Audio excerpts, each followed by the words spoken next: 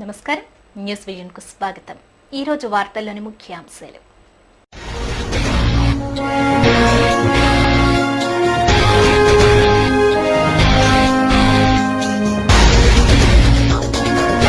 Krishna tribunal తీర్పును అమలు చేస్తే రాష్ట్రం ఎడారిగా మారుతుంది.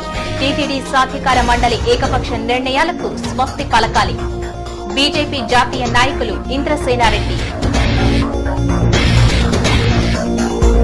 శ్రీవారి ఆలయాన్ని పురావస్తు శాఖకు అప్పగించాలన్నది కేవలం ఆలోచనే కానీ నిర్ణయం కాదు. పాలక మండలి సమావేశంలో తుది నిర్ణయం. ఐవైఆర్ కృష్ణారావు వెల్లడి.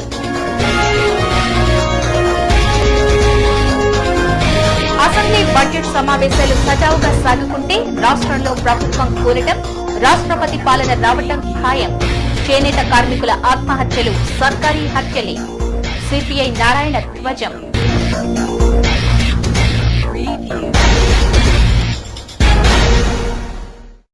వార్తల్లోని వివరాలు. కృష్ణా ట్రిబ్యునల్ నిర్ణయాన్ని అమలు జరిపితే రాష్ట్రం ఎడారిగా మారే ప్రమాదం ఉందని బీజేపీ జాతీయ నాయకులు ఇంద్రసేనారెడ్డి హెచ్చరించారు.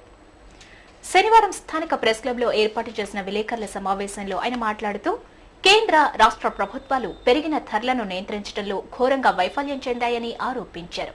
రాష్ట్రాల్లో పాలకుల్లో అంతర్గత విభేదాలు, కుమ్ములాటలు, పదవుల కోసం ప్రాకులాటలే తప్ప ప్రజల సమస్యలను పరిష్కరించాలనే ఆలోచన పాలకుల్లో లేకపోవటం బాధాకరం అన్నారు. ద్రవ్యోల్బణం 17% పెరిగిందంటే ప్రజల కొనుగోలు శక్తి పెరిగిందని, ఎక్కువ సంపాదిస్తున్నారని, కాబట్టే పెరిగిందని, దీన్ని అదుపు చేయటం మా చేతుల్లో లేదని చెప్పటం సిగ్గుచేటన్నారు. మరోవైపు ఆర్థిక మంత్రి మా చేతుల్లో మంత్రదండం లేదు, దీన్ని అదుపు చేయాల్సింది రాష్ట్రాలేనని ప్రధానమంత్రి ఉచిత సలహాలు ఇవ్వటం సరైంది కాదన్నారు. ప్రజల సమస్యలను, ధరలను నియంత్రించలేని ప్రభుత్వం వెంటనే గద్దె దిగాలని సూచించారు. కృష్ణా ట్రిబ్యునల్ నిర్ణయాన్ని అమలు జరిపితే రాష్ట్రం ఎడారిగా మారే ప్రమాదం ఉందని, ఈ తీర్పుపై ప్రభుత్వం అఖిలపక్ష పార్టీలను సమావేశపరిచి చర్చించి నిర్ణయం తీసుకుంటే బాగుంటుందని అభిప్రాయపడ్డారు. అలాగే టీటీడీ సాధికార మండలి భక్తులు ప్రజల మనోభావాలను పరిగణనలోకి తీసుకుని నిర్ణయాలు చేస్తే బాగుంటుందని, ఏకపక్ష నిర్ణయాలు తీసుకుంటే సహించేది లేదని హెచ్చరించారు. టీటీడీ ఆలయాలను పురావస్తు శాఖకు అప్పగించాలనే నిర్ణయాన్ని రద్దు చేసుకోవాలని సూచించారు. ఈ రోజు ద్రవ్యోబలం 17% పెరిగింది అని అంటే ఇది మా చేతిలో లేదు. జనం ఎక్కువ డబ్బు సంపాదిస్తున్నారు, ఎక్కువ తింటున్నారు, ఎక్కువ కొనుగోలు చేస్తున్నారు. అందుకనే మేము దీన్ని కంట్రోల్ చేయలేకపోతున్నామని చెప్పి ఒకవైపు, ఆర్థిక మంత్రి ఏమో మా చేతిలో మంత్రదండం వెళ్ళడానికి అని చెప్పి ఆర్థిక మంత్రి మాట్లాడటం, ప్రధానమంత్రి రాష్ట్రాల చేతిలో ఉంది, రాష్ట్రాలు వాళ్ళ యొక్క ట్యాక్సెస్ ఏవైతున్నాయో ఈ ట్యాక్సెస్ అన్నిటినీ కూడా తగ్గించాలని చెప్పి ఉచిత సలహా ఒకటి ఇచ్చాడు. నిన్నటి రోజు కాంగ్రెస్ పార్టీకి సంబంధించినటువంటి వారు కృష్ణా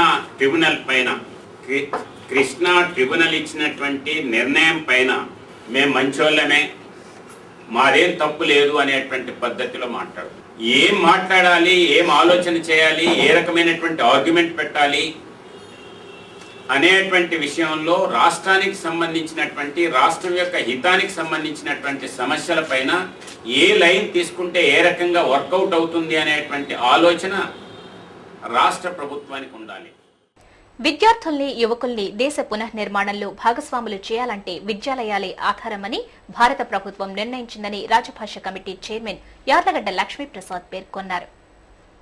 కేంద్రీయ రాజభాష కార్యాన్వయ కమిటీ శనివారం సంస్కృత విద్యాపీఠాన్ని సందర్శించి అధికారులతో సమీక్షా సమావేశం నిర్వహించింది.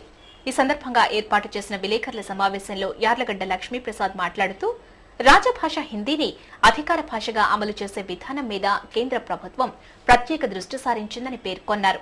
దేశంలో మొత్తం 43 కేంద్రీయ విశ్వవిద్యాలయాలు ఉన్నాయని, అన్ని విశ్వవిద్యాలయాల్లో పర్యటించనున్నట్లు తెలిపారు. ఇప్పటికే అలహాబాద్, బెనారస్, హైదరాబాద్ మౌలానా విశ్వవిద్యాలయం, విదేశీ భాషల విశ్వవిద్యాలయాలను సందర్శించామని, విద్యాపీఠంలో హిందీ భాష అమలుపై అధ్యయనం చేసి నివేదికను సమర్పించేందుకు వచ్చినట్లు తెలియజేశారు. సంస్కృత విద్యాపీఠంలో హిందీ అమలు పట్ల హర్షం వ్యక్తం చేశారు. విద్యార్థుల్ని, యువకుల్ని దేశ పునర్నిర్మాణంలో భాగస్వాములు చేయాలంటే విద్యాలయాలే ఆధారమని భారత ప్రభుత్వం నిర్ణయించిందని పేర్కొన్నారు. ఏప్రిల్ నెలలో హిందీని రాజభాష అమలుపై ప్రధానమంత్రితో అన్ని కేంద్రీయ విశ్వవిద్యాలయాలు భేటీ అవుతాయని తెలిపారు. ఈ విలేకరుల సమావేశంలో కేంద్రీయ రాజభాష కార్యాన్వయ సమితి సభ్యులు మహేష్ చంద్రగుప్తా, రమేష్ బాబు అడియారి, డాక్టర్ మంజు సింగ్, నరేష్ కుమార్, సంస్కృత విద్యాపీఠం వీసీ హరేకృష్ణ సీతపతి, అధికారులు తదితరులు పాల్గొన్నారు. వచ్చిన కమిటీ పేరు కేంద్రీయ రాజభాష కార్యాన్వయన సమితి. భారతదేశంలో మొత్తం 43 సెంట్రల్ యూనివర్సిటీస్ ఉన్నాయి, కేంద్రీయ విశ్వవిద్యాలయాలు, సెంట్రల్ యూనివర్సిటీస్. ఈ సెంట్రల్ యూనివర్సిటీస్లో ఈ 43 సెంట్రల్ యూనివర్సిటీస్లో హిందీని అధికార భాషగా అమలు చేసే విధానం మీద కేంద్ర ప్రభుత్వం ఇప్పుడు ప్రత్యేకమైనటువంటి శ్రద్ధ పెట్టింది. ఈ శ్రద్ధ గల కారణం ఏంటంటే అధికార భాష కానివ్వండి, లేకపోతే ఏ మంచి పని అయినా సరే మనం విశ్వవిద్యాలయాల ద్వారా చేయించగలం అని చెప్పినటువంటి నిర్ణయానికి కేంద్ర మంత్రి చిదంబరం గారును కపిల్ సిబాల్ గారు వచ్చారు. ఈ అధికార భాష అమలు చట్టం అనేటువంటిది ఏదైతే ఉందో అది హోమ్ మినిస్ట్రీలో ఉంది. హోంమంత్రి గారు దానికి అధ్యక్షుడు. టీటీడీ ఆలయాలను పురావస్తు శాఖకు అప్పగించడం కేవలం ఆలోచన మాత్రమేనని, ఇంకా ఎటువంటి నిర్ణయాలు తీసుకోలేదని టీటీడీ ఈవో ఐవైఆర్ కృష్ణారావు స్పష్టం చేశారు. శనివారం స్థానిక శ్రీ పద్మావతి అతిథి గృహంలో ఏర్పాటు చేసిన విలేకరుల సమావేశంలో ఆయన మాట్లాడుతూ, టీటీడీ ఆలయాలను పురావస్తు శాఖకు అప్పగించడం అనేది కేవలం ఆలోచన మాత్రమేనని, ఇంకా ఎటువంటి నిర్ణయం తీసుకోలేదని, ఫిబ్రవరి 11న జరిగే సాధికార మండలిలో చర్చించి నిర్ణయం తీసుకుంటామని తెలిపారు. టీటీడీ తలపెట్టిన విమాన వెంకటేశ్వర స్వామి దర్శనం కేవలం ప్రతిపాదన మాత్రమేనని, దీనిపై ఇంకా ఎటువంటి నిర్ణయం తీసుకోలేదని స్పష్టం చేశారు. అలాగే మూవింగ్ ప్లాట్ఫామ్ ను మొదట తిరుపతిలో అమలు చేసి విజయవంతం అయితే తిరుమలలో ప్రవేశపెడతామని పేర్కొన్నారు. కమిటీ మీటింగ్ జరిగిందో డెసిషన్స్ లో ఈ డెసిషన్ కూడా అనౌన్స్ చేయడం జరిగింది. ఈ డెసిషన్స్ అన్ని వెబ్సైట్ లో పెట్టడం జరిగింది. శ్రీసేవ ప్రాజెక్ట్ లో అది ఏది నాట్ షార్ట్ టర్మ్, అది కూడా మైండ్ లో పెట్టుకోండి. మేబీ 10 ఏళ్లలో 15 ఏళ్లలో 20 ఏళ్లలో Sriseva project long term project. It's not 1 సంవత్సరం 2 సంవత్సరం ప్రాజెక్ట్ కాదు. లాంగ్ టర్మ్ ప్రాజెక్ట్ లో పెరిగేటటువంటి భక్తుల రద్దీని నెక్స్ట్ డికేడ్ లో 2 డికేడ్లలో ఎట్లా మేనేజ్ చేయాలి అనే దాని మీద డిస్కషన్స్ జరుగుతున్నాయి. దాంట్లో పార్ట్ గా ఇవన్నీ ఆల్టర్నేటివ్స్ కింద ఆలోచిస్తాం. 104 అంబులెన్స్ సిబ్బందిని అవుట్సోర్సింగ్ ఏజెన్సీలకు కేటాయిస్తూ జిల్లా కలెక్టర్ శేషాద్రి ఉత్తర్వులు జారీ చేశారు. ఈ మేరకు శనివారం చిత్తూరు ఎంపీడీఓ కార్యాలయంలో 104 సిబ్బంది తమ బయోడేటాలను ఏజెన్సీలకు సమర్పించారు. జిల్లా వ్యాప్తంగా 3 ఏజెన్సీలు అప్పగించారు. రూపేష్ ఎడ్యుకేషనల్ వెల్ఫేర్ అసోసియేషన్ కు 30 మంది కంప్యూటర్ ఆపరేటర్లు, 30 మంది ఫార్మాసిస్టులు, పీలేరు పాయింట్ లో యునైటెడ్ సర్వీస్ సంస్థకు 30 మంది ల్యాబ్ టెక్నీషియన్లు, తిరుపతి మాస్ సంస్థకు 30 మంది డ్రైవర్లను కేటాయించారు. ఈ సందర్భంగా సిఐటియు జిల్లా అధ్యక్షులు చైతన్య మాట్లాడుతూ, జీవో నంబర్ 3 ప్రకారం కనీస వేతనం, పీఎఫ్, ఈఎస్ఐ సౌకర్యం కల్పించాలని డిమాండ్ చేశారు. టీటీడీ సాధికార మండలి శ్రీవారి ప్రతిష్టను ఇనుమడించే చర్యలు చేపడితే హర్షిస్తామే తప్ప దిగజార్చే నిర్ణయాలు తీసుకుంటే సహించేది లేదని తెలుగుదేశం పార్టీ హెచ్చరించింది. శనివారం స్థానిక ప్రెస్ క్లబ్ లో ఏర్పాటు చేసిన విలేకరుల సమావేశంలో ఆ పార్టీ రాష్ట్ర కార్యదర్శి నరసింహ యాదవ్ మాట్లాడుతూ, సాధికార మండలి నిర్ణయాలు ప్రతివీ వివాదాస్పదంగా ఉన్నాయని, సాధికార కమిటీ ఏకపక్ష నిర్ణయాలకు స్వస్తి పలకాలని డిమాండ్ చేశారు. టీటీడీ ఈవో అధికారులను ఆయన చేతుల్లోకి తీసుకుని ఇష్టమొచ్చిన నిర్ణయాలను తీసుకుంటూ భక్తుల మనోభావాలను దెబ్బతీస్తున్నారని ఆవేదన వ్యక్తం చేశారు. ఈవో వ్యక్తిగత ప్రతిష్ట కోసమే నిర్ణయాలను తీసుకుంటున్నారని ఆరోపించారు. టీటీడీ పరిధిలోని 9 ఆలయాలను పురావస్తు శాఖకు అప్పగించాలని నిర్ణయం తీసుకోవడం సరైంది కాదని, వెంటనే ఈ నిర్ణయాన్ని వెనక్కు తీసుకోవాలని, లేని పక్షంలో ఆందోళనలకు దిగుతామని హెచ్చరించారు. అధికారాలన్నీ కూడా టీటీడీ ఈవో చేతిలోకి తీసుకొని టీటీడీ ఈవో గారు ఇష్టం వచ్చిన రీతిలో తనకు ఆలోచన వచ్చిందే తర్వాత దాన్ని సాధికార కమిటీలో పెట్టి నిర్ణయాలు తీసుకోవడం మనం చూస్తూ ఉన్నాం.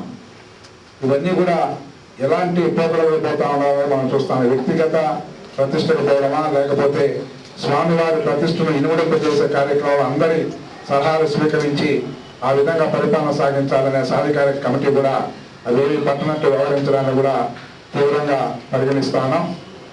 దేవాలయాలన్నీ కూడా టీటీడీ దేవాలయాలన్నీ కూడా పురావస్తు శాఖకు అప్పగించాలన్న నిర్ణయం చాలా దారుణం.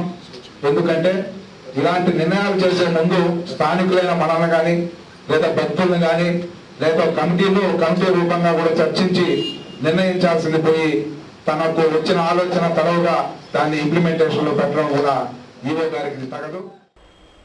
అనంతరం ఆ పార్టీ జిల్లా అధికార ప్రతినిధి నీలం బాలాజీ మాట్లాడుతూ, టీటీడీ ఆలయాలను పురావస్తు శాఖకు అప్పగించడం సరైంది కాదని, ఇప్పటికే పురావస్తు శాఖ ఆధీనంలో ఉన్న ఆలయాలు శిథిలావస్థకు చేరుకుని ఉన్నాయని, అలాంటిది ఆ శాఖకు అప్పగించడం ఎంతవరకు సమంజసం అని ప్రశ్నించారు.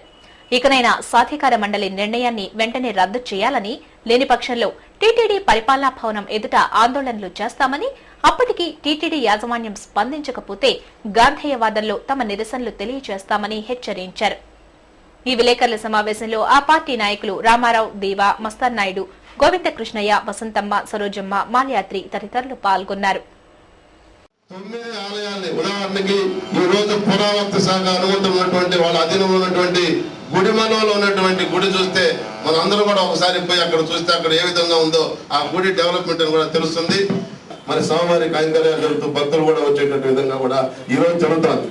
మీరు కనుక ఈ గుళ్ళంతా కూడా ఆఖరికి మరి రాములారి గుడి కానీ, అదేవిధంగా గోవిందరాజ స్వామి గుడి కానీ, ఇవన్నిటి కూడా ఈ రోజు భక్తులు వందలు వేలలో కూడా దర్శిస్తూ ఉంటే దాన్నంతా కూడా ఈ రోజు మీరు మర్చిపోయి మరి అన్ని దేవుళ్ళు అన్ని గుళ్ళు ఆఖరికి పద్మావతమ్మ టెంపుల్, శ్రీనివాస మంగాపురం టెంపుల్, ఈ విధంగా 9-10 టెంపుల్ ని మరి తీసిపోయి పురావస్తు శాఖ ఆధీనంలో చేయాలని చెప్పేసి తలంపుని మానుకోవాలా. అదే కనుక జరిగితే ఈ రోజు 200 గజాల పరిధిలో మరి ఎక్కడ ఒక చిన్న రాయి మనం ఒక బోరు వేయాలన్నా, ఒక చిన్న గుంత తవ్వాలన్నా కూడా అప్పుడు టీటీడీకి మరి పర్మిషన్ ఉండదు. ప్రతిదీ కూడా పురావస్తు శాఖ అనుమతులు తీసుకోవాలా. 2011-12 సంవత్సరానికి 1054 కోట్ల రూపాయల వార్షిక బడ్జెట్ ను జిల్లా పరిషత్ స్థాయి సంఘాల సమావేశం అనుమతించింది. జిల్లా పరిషత్ చైర్మన్ సుబ్రహ్మణ్యం రెడ్డి అధ్యక్షతన శనివారం చిత్తూరులోని జడ్పీ మీటింగ్ హాల్లో 1 నుంచి 7 స్థాయి సంఘాల సమావేశాలు జరిగాయి. ఈ సందర్భంగా 2010-11 సంవత్సరానికి సవరించిన అంచనా బడ్జెట్ 620 కోట్ల 76 లక్షల 82 వేల రూపాయల ఆదాయం, 620 కోట్ల 58 లక్షల 63 వేల రూపాయల వ్యయం బడ్జెట్ ను సమావేశం ఆమోదించింది. అలాగే 2011-12 సంవత్సరానికి 1054 కోట్ల 7 లక్షల 39 వేల రూపాయల ఆదాయం, 1054 కోట్ల 5 లక్షల 93 వేల రూపాయల బడ్జెట్ అంచనాను సమావేశం ఏకగ్రీవంగా ఆమోదించింది. ఈ సందర్భంగా జిల్లా పరిషత్ చైర్మన్ సుబ్రహ్మణ్యం రెడ్డి మాట్లాడుతూ 73వ రాజ్యాంగ సవరణ చట్టం ప్రకారం ప్రభుత్వ ఉత్తర్వులను అనుసరించి పంచాయతీరాజ్, గ్రామీణాభివృద్ధి, వ్యవసాయం, సహకార శాఖ, పశుసంవర్ధక శాఖ, పాడి అభివృద్ధి, మత్స్యశాఖ, పాఠశాల విద్యాశాఖ, వైద్య ఆరోగ్య శాఖ, కుటుంబ సంక్షేమ శాఖ, సాంఘిక సంక్షేమ శాఖ, వెనుకబడిన సంక్షేమ శాఖల అధికారులు బాధ్యతలను పంచాయతీరాజ్ శాఖలకు బదలాయింపు చేస్తూ ప్రభుత్వం ఉత్తర్వులు చేసిందని తెలిపారు. సదరు శాఖల ఆదాయం, కార్యకలాపాలను కలుపుకుని బడ్జెట్ అంచనాలను తయారు చేసినట్లు తెలిపారు. ఈ సమావేశంలో జిల్లా పరిషత్ సీఈఓ శారదాదేవి, వివిధ శాఖల జిల్లా అధికారులు, స్థాయి సంఘ సభ్యులు పాల్గొన్నారు.